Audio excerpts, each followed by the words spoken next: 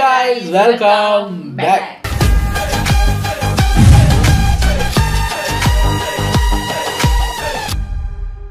Cinema ticket சில பல நாட்கள் ஆகிவிட்டது. சினிமா டிக்கெட்ல வீடியோ வந்து ஸோ ஒரு படம் பார்த்துருக்காங்க போல்.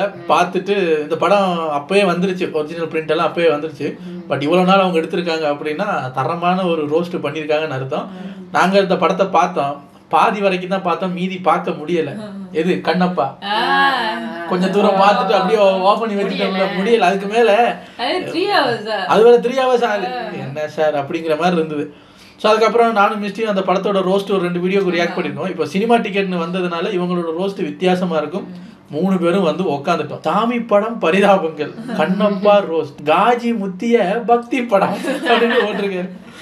ஐயோ, இதில் என்ன சிரிப்புனா, இப்போ அடுத்த வருஷமா ஏதோ ஆஸ்காருக்கு இந்தியாவிலேருந்து எந்தெந்த படங்கள் போகணும் அப்படின்னு இந்தியாவிலேருந்து அஃபிஷியலாக செலக்ட் பண்ணி அனுப்புவாங்க.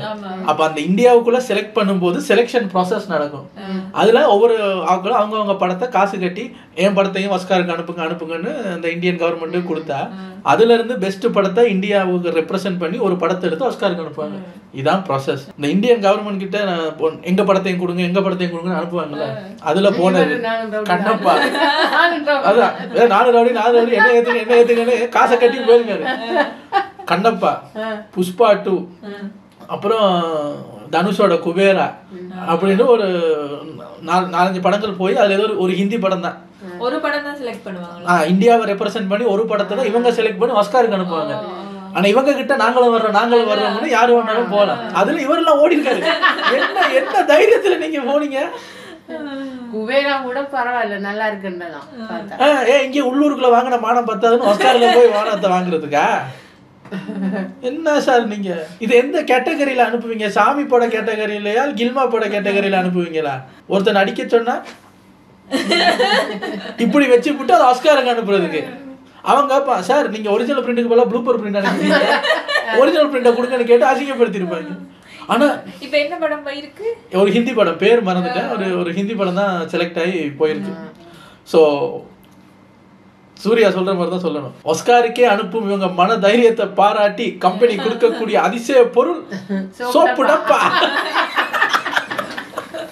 அந்த சோப்பு டப்பா தான் இந்த வீடியோ. சரி வாங்க, எனக்கு நினைக்க ஆத்திரமா இருக்குங்க. என்ன இல்ல அவங்களுக்கு காசு இருக்குன்றதுக்காக என்ட்ரி ஃபீஸ் போட்டிருக்காங்க ஆஸ்காருக்கு அனுப்புங்கன்னு. தேவையா அவங்க ரியாக்ட் பண்ணிட்டாங்க. சரி வாங்க வீடியோவை பார்த்துலாம். இது ஒரு 15 minutes வீடியோங்கிறதுனால டக்குன்னு பார்த்துட்டு ரெடி. டைட்டில் தம்ப்நெயில பார்த்துட்டு வந்திருப்பீங்க. இது கண்ணப்பா ரோஸ்ட் தான். இந்த படத்தோட ட்ரெய்லர் வந்தப்பவே இது ரோஸ்ட் பண்ணணும்னு கையை அரிக்க ஆரம்பிச்சு. ட்ரெய்லரே அந்த மாதிரி இருந்துச்சு. யாரும் பயப்படாதீங்க. என்னடா ரொம்ப பயமுறுத்துறீங்க. சோ இன்னைக்கு அதை தூக்கிட்டு வந்துட்டேன். வா வா வா வா வா வா வாடி வாடி வாடி வாடி.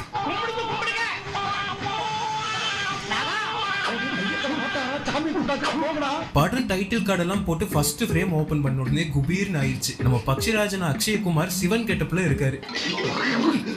அந்ததே போதே அறிந்ததே அறியாததே எல்லாம் யமனுக்கு தெரியும். பக்கத்துல பார்த்தா காஜல் அகர்வால், பார்வதி.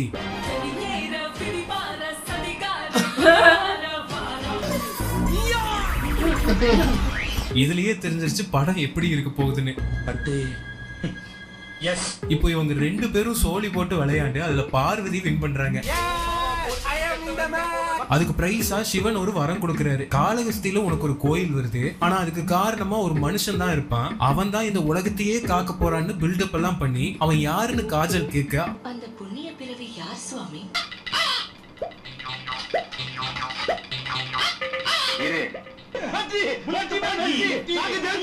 இந்த கூத்து ஒரு பக்கம் நடந்துட்டு இருக்க, இந்த பக்கம் கோவில்ல ஊரே கூடி இருக்கும். அதுல பார்த்தா சரத்குமார் கோமாளி வேஷம் போட்டுட்டு நிக்கிறாரு.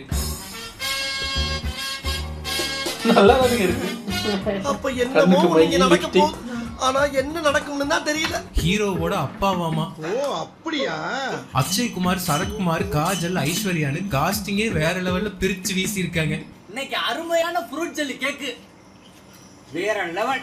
ஐஸ்வர்யா சாமி வந்து ஆடிட்டு இருக்காங்க. இப்போ இந்த ஊர்ல ஏதோ தொத்து நோய் வந்து எல்லாரும் செத்துட்டு இருக்காங்க. சோ இமிடியேட்டா ஒரு பலி கொடுத்தா எல்லா பிரச்சனையும் இன்ஸ்டன்ட்டா சால்வ் ஆயிரும்னு சொல்லி ஒரு லெமன்ல மஞ்சள் குங்குமத்தை பூசி இந்த எலுமிச்சம்பழம் யார் மேல படுதோ அவங்கதான் அம்மனுக்கு நைவேத்தியம். அவ்வளவுதான் நம்ம முடிச்சுட்டீங்க போ. ஊர் மக்கள் எல்லாரும் இங்க நின்னுட்டு இருக்க இந்த லெமனை 7 கிலோமீட்டர் தள்ளி தூக்கி வீசுறாங்க. அது காட்டுக்குள்ள விளையாண்டுட்டு இருக்க ஹீரோ ஃப்ரெண்டு மேல விழுகுது. அவன் ஃப்ரெண்ட பலி கொடுக்க இவன் கடவுள் மேலேயே காண்டாகி கல்ல தூக்கி வீசுறான்.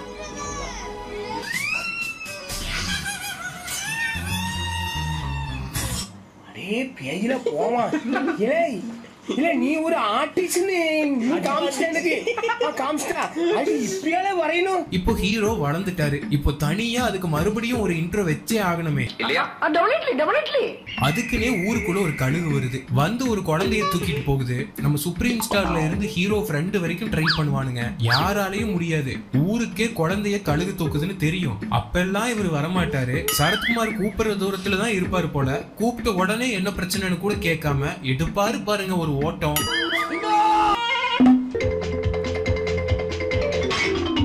குழந்தை எப்படி காப்பாத்து வரணும் பாருங்க.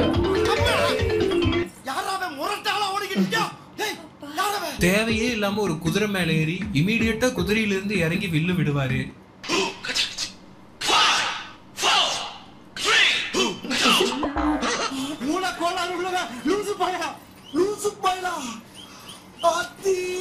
இப்போ எதுக்கையா குதிரையில ஏறி இறங்குனீங்க?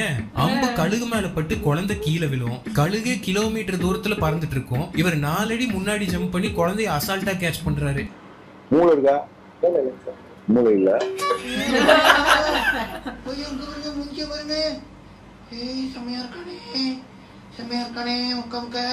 இங்க கடவுள் நம்பிக்கையோட பல பேர் இருக்காங்க. இவனுங்க கடவுளா நடிச்சு கடவுளையே காமெடி பண்ணி விட்டுட்டு இருக்கானுங்க.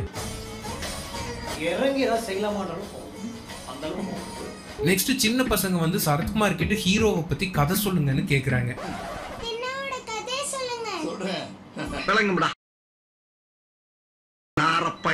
அவரும் இதுதான் சான்ஸ்னு இஷ்டத்துக்கு அடிச்சு விடுறாரு. ஒரிஜினலா இருக்க கண்ணப்பர் கதையிலேயே அவர் 14 வயசுக்கு மேலதான் வேட்டைக்கு போவாரு. இவனுங்க என்னடானா 6 வயசுலயே புதிய சம்பவம் பண்ற மாதிரி காட்டியிருக்கானுங்க.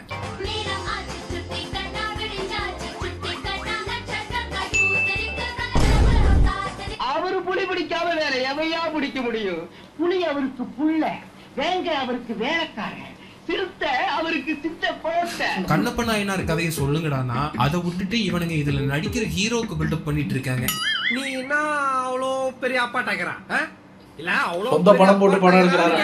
கட் பண்ணி ஓபன் பண்ணா நம்ம ஹீரோ வேட்டைக்கு போயிட்டு இருக்காரு. அப்போ ஒரு பாட்டு சத்தம் கேக்குதுன்னா அந்த பக்கமா போய் பார்த்தா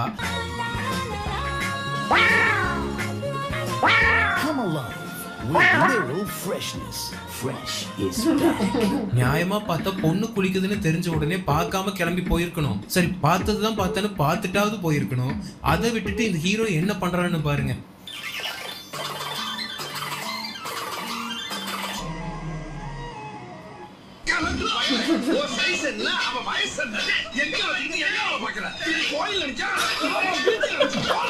இப்ப என்ன மேட்டர்னா காலாமுகன்னு ஒரு வில்லன் நம்ம பாகுபலி காலக்கையின் மாதிரி ஒரு படையை வச்சிருப்பான். அவனுக்கு வந்து இப்போ இந்த ஊருக்குள்ள இருக்க வாயுலிங்கம் வேணும். இந்த ஊர்ல இருக்க வேடர்கள் நம்ம கங்குவா படத்துல வர்ற மாதிரி 5 பட்டியா பிரிஞ்சிருக்காங்க. ஒவ்வொரு பட்டியோட தலைவரும் செம காமெடியா இருப்பானுங்க. ஒரு கேங்ல என்னடானா சிங்கம் 2 வில்ல கோமாளி வேஷத்துல இருப்பான்.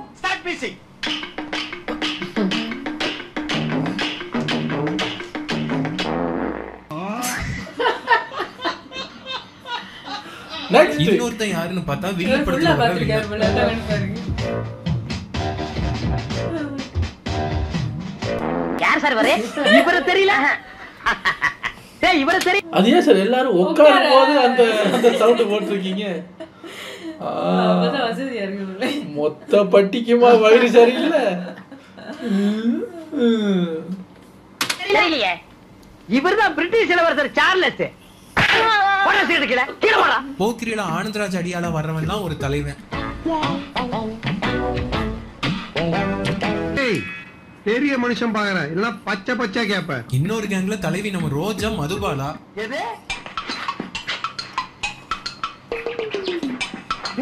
ஓடிரா ஓடிரா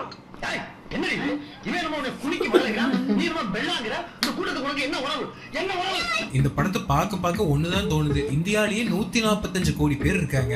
அதுல உங்களுக்கு நடிக்க வைக்க வேற ஆளே கிடைக்கலையா? இதெல்லாம் பழைய பீஸாச்சு. அன்னக்கிளியில் ஆடிட்டு அப்படியே ரிட்டையர்ட் ஆயிட்டதா சொன்னாங்க.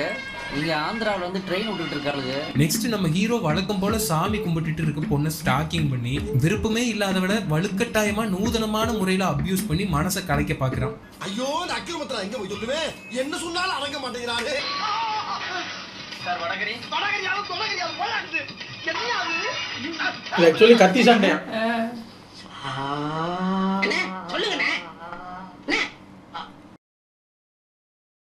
உனக்கு நான் என்னடா துரோகம் பண்ணேன்? யூஸ்வலா தெலுங்கு படத்துல ஹீரோஸ் பொண்ணுங்களை ஸ்டாக்கிங் பண்ற மாதிரி தான் வரும். அதுக்குன்னு கண்ணப்ப நாயனாரே ஸ்டாக்கிங் பண்ற மாதிரி ஸ்கிரிப்ட் எழுதி இருக்கீங்களடா. நீங்க நல்லா வருவீங்கடா. ரொம்ப ஓவரா போறீங்கடா. வேணாம்டா, தெய்வ குத்தமாயி போகுடா.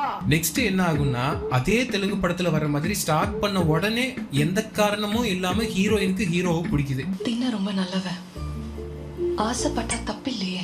அது கிறுக்கி சிறுக்கி அவன் சுகத்தை பார்த்து லவ் பண்ணுவான், சொத்தை பார்த்து லவ் பண்ணுவான். இவன் உதரத்தை பார்த்துலையா லவ் பண்றான். ஹீரோயின் கல்ல எடுத்து பனங்காய அடிக்க ட்ரை பண்றாங்க. அப்போ திடீர்னு எங்கிருந்து வந்தான்னு தெரியல, பனங்காய அடிக்கிற வரைக்கும் வெயிட் பண்ணி கரெக்டா சில நிமிஷத்தை ஆரம்பிக்கிறாரு.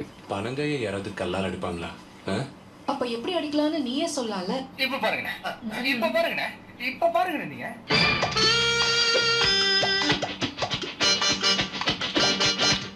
என்ன பண்ணிருந்தீங்க? உள்ள போய் டீடைலா சொல்லிக்கிட்டு இருந்தேன். அட்ரஸ் கேட்டாவா? அப்படியே சூட்டோட சூடா கண்ணப்பருக்கே ஒரு ரொமான்டிக் சாங் போட்டு இப்போ ட்ரெண்டிங்ல இருக்க டான்ஸ் மூவ்ஸ் எல்லாம் கண்ணப்பர் போடுற மாதிரி ஒரு கற்பனை.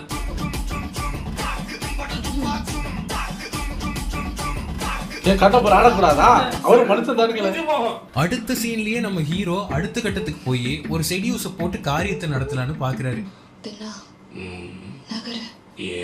கொஞ்சம் நகர் மூச்சு சூடா இருக்குது. ஏமா நீ நகர்ந்து போக வேண்டியதானமா? யாரு நகர்ந்தாலும் அது காத்து படாதுல்ல. யாரு நகர்ந்தாலும் நகர. இது ஒரு பெரிய மனுஷன் செய்யற வேலை இல்ல. ஏதோ ஒரு மாதிரி இருக்கு. நல்ல ஸ்ருதி உச்சத்துல இருக்கும்போது ஒருத்தன் வந்து காரியத்தை கெடுத்துடுறான்.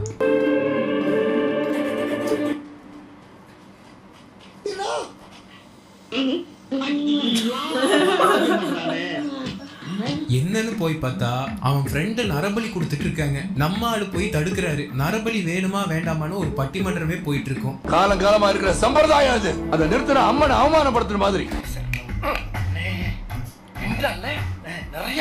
அப்போ ஒரு பட்டியல இருந்து ஒருத்தன் நான் கல்யாணம் பண்ணிக்க போற பொண்ணு கூட சுத்துறது நியாயமானு சம்பந்தம் இல்லாம இந்த நேரத்துல கேக்குறான். இப்ப இவனுங்க எதுக்கு வந்தாங்கிறதையே மறந்துட்டு இந்த நரபலி கான்செப்ட விட்டுட்டு இவனுங்க ரெண்டு பேரும் மோதணும், ஜெயிக்கிறவங்களுக்கு தான் பொண்ணுன்னு ஒரு போட்டியே இவனுங்களே வைக்கிறானுங்க.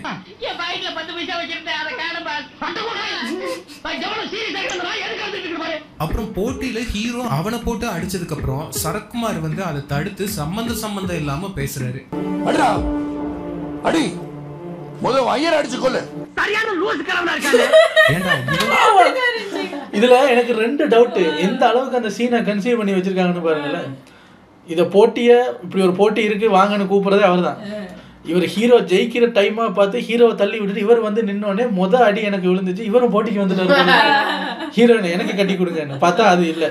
ஓகே, அதுக்கு அடுத்தது இப்படி எல்லாரும் அடிச்சு கொள்ளு. என்னடா நீ உன்னை ஊரை விட்டு ஒதுக்கி வைக்கிறேன். யோ நீ தானே சண்டை போட சொன்ன. என்னையா உன் பிளான் என்னையா? தின்னா கல்யாணம் பண்றதா தின்னா ஊரை விட்டு ஒதுக்கி வைக்கிறதா தெரியல. ஸோ இந்த ரெண்டு டவுட் இப்படி டவுட்ஸ் வர்ற மாதிரி எழுதி வச்சிருக்காங்க, எடுத்து வச்சிருக்காங்க. என்ன பண்றது? ஒரு போட்டியை வச்சு இவனுங்க அடிக்க சொல்லிட்டு இப்ப ஏன்டா அடிச்சேன்னு ஊரை விட்டே துரத்திடுவாங்க. என்னடா இதெல்லாம்? என்ன உனக்கு இந்த பட்டியல இடம் இல்ல, வெளியே போ.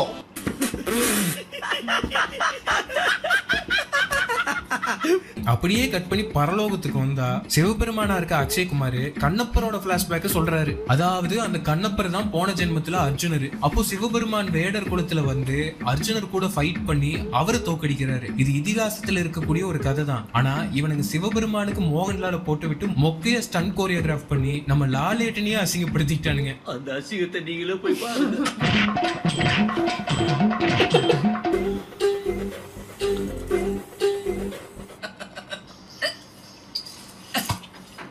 ஏண்டா நல்லா வளர்ந்துகிட்டு வர, உன்னை பத்தி தான் பேசுறாங்க. எதுக்கு இதெல்லாம்? பிளாஷ்பேக் முடிஞ்சு வந்த உடனேயே இந்த ஹீரோயினும் அவங்க குடும்பம் வேணான்னு ஹீரோ கூட வந்துடுறா. சொந்த அப்பாவே ஊரை விட்டு துரத்திட்டாருன்னு வருத்தம் கொஞ்சம் கூட இல்லாம அந்த பொண்ணு வந்து 30வது செகண்ட்லயே ரொமான்ஸ் ஆரம்பிக்கிறாரு. நான் சும்மா பேசி நேரத்தை வீணாக்க மாட்டேன். அவனை அடிச்ச வலி இன்னும் என் கைக்குள்ளேயே. அந்த வலியையும் மீறி என் உடம்பும் மனசும் ஒரு பொம்பளை எவ்வளவு அலைச்சலும் அரிப்பும் இருந்தா அவளை கட்டு வித்த மாதிரி தூக்கிட்டு வந்திருப்பான். அப்படியே எக்ஸ்டெண்ட் பண்ணி ஒரு சாங்க்கு எடுத்துட்டு போய் கண்டினியூ பண்றாங்க. சாங்க்கு நடுவுல ஒரு விஷயம் சொல்லுவாரு. இத ஒரு தடவை அடிச்சா நீ எனக்கு தண்ணி கொண்டு வரணும், 2 தடவை அடிச்சா நீ எனக்கு சோறு போடணும். அப்ப 3 தடவை அடிச்சா இது எப்படி இருக்குன்னா ஆக்சுவலி இந்த கதையை எழுதினதே அவர் தானே, யாரு? ஹீரோ தான். அவரே எழுதி அவங்களே ப்ரொடியூஸ் பண்ணி எடுத்துக்கொண்டு வந்துட்டு வேணுமோ எல்லாம் எழுதி இப்ப தெரிஞ்சு போச்சு. நீங்களே தான் அது ஆஸ்காருக்கு அனுப்ப பார்த்தது.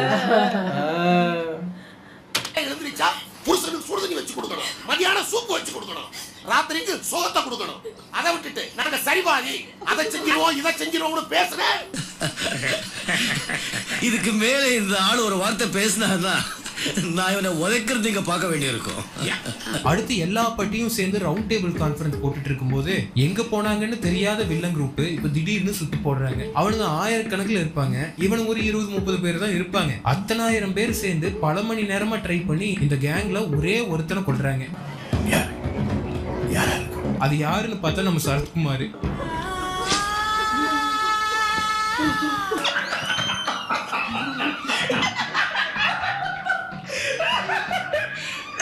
எந்த தப்பும் பண்ணாத தன்னோட மகனை ஏதோ மொக்க காரணங்களை சொல்லி விரட்டி விட்டு இப்போ சாகும்போது கூச்சமே இல்லாம தின்னா வருவான்டா அப்படிங்கிறாரு.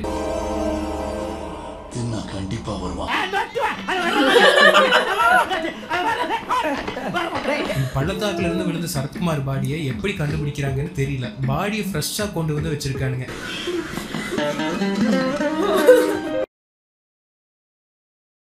கொசுக்கடி இல்லாம நிம்மதியா தூங்குங்க. செத்து போல தூங்கிட்டு இருக்கா. பாடியை அடக்கம் பண்ணலான்னு பேசிட்டு இருப்பாங்க. அப்போ ஹீரோ எங்க இருந்து வந்தாருன்னு தெரியல. வந்தவர் வில்லனை கொண்டுட்டு தான் பாடியை எடுக்க விடுவேன்னு ஒரே ஆட்டம். படம் பார்த்தா இன்னும் 1.25 மணி நேரம் இருக்கு. அது வரைக்கும் இந்த பணத்தை அழுகாம வச்சிருப்பீங்களான்னு ஒரு யோசனை நமக்கு வந்து போகுது. ஏன் ஐயாவை கொன்னவன நான் கொல்லாம ஏன் ஐயாவை இங்க இருந்து நகர விட மாட்டேன். என்னடா முட்டாத்தமா பேசிக்கிட்டு இருக்க முட்டா பயல. இந்த பக்கம் பார்த்தா வில்லன் கொய்யாக்கா தின்னுட்டு ஹெவியா பிளானிங் போட்டுட்டு இருக்கான். அப்போ நம்ம ஹீரோ அம்புலியே ஒரு மெசேஜ் தட்டி விடுறாரு. அப்புறம் அப்படியே ஒரு கிளைமேக்ஸ் ஃபைட்டை போட்டு இந்த கிறுக்கனுங்க எல்லாரும் தங்களை அவெஞ்சர்ஸா உணர்ந்து தரணும்.